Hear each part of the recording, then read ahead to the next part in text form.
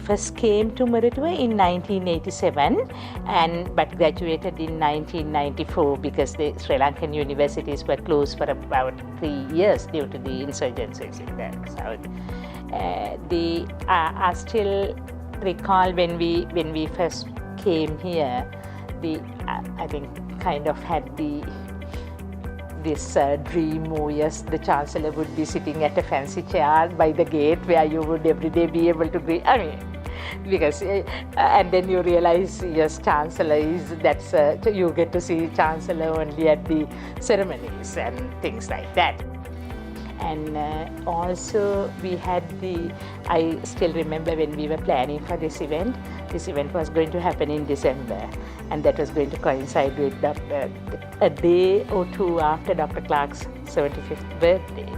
Also, we thought, let's try to do something different, try and come up with animations. I really don't think we knew the word animation at that time. Do something which is more than just projecting words onto a screen. And one of my colleagues wrote a program in Pascal where the galaxy was moving on the screen and we had Happy Birthday Chancellor appearing with music. And it was nice. It was a great thing for us, but I know it was for Dr. Clarke. We never expected it to have a big impact in him. And I was so surprised when Professor Mendes came and said, Vishaka, can you get that program on a diskette? Because Dr. Clarke wants to take it with him. And that to us was a great honor. And that I believe is the man he was, very, very humble, and he didn't take anything for granted. He appreciated every effort that people were putting in.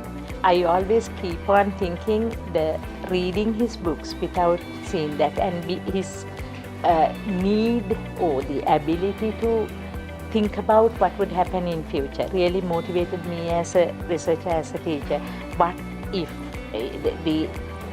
you can do this, what would happen? And even perhaps never to take no as an answer, because we can always say you either can do this or can't do it. And to me, Dr. Clarke kept on predicting things, letting us believe that things can happen, and that really helped me a lot. To whenever you come across a hurdle, and especially in a field like IT, where you don't have a lot of role models, a lot of people who would say yes, you can. I think looking at Dr. Clarke and appreciating what he has done made me believing in yes, I can, and yes, my students can. So that had a profound impact. One of the other dreams I think any university student has is getting their degree from the Chancellor. And given that Dr. Clarke was at that age, it was inspiration enough having him on stage for such a long duration. And I distinctly recall this event because I won a couple of awards, all the possible awards a graduate could win, and which were the last few awards at the convocation.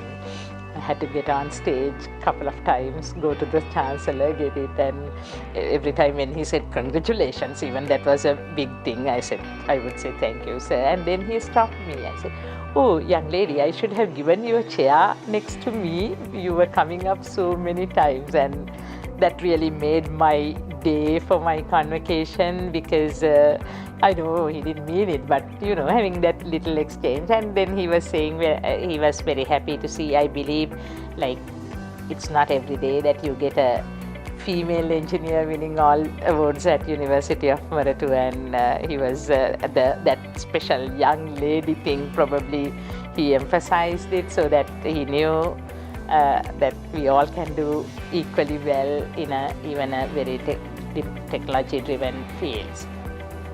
I keep on telling the students sometimes, with all the facilities, they still perhaps don't push their limits.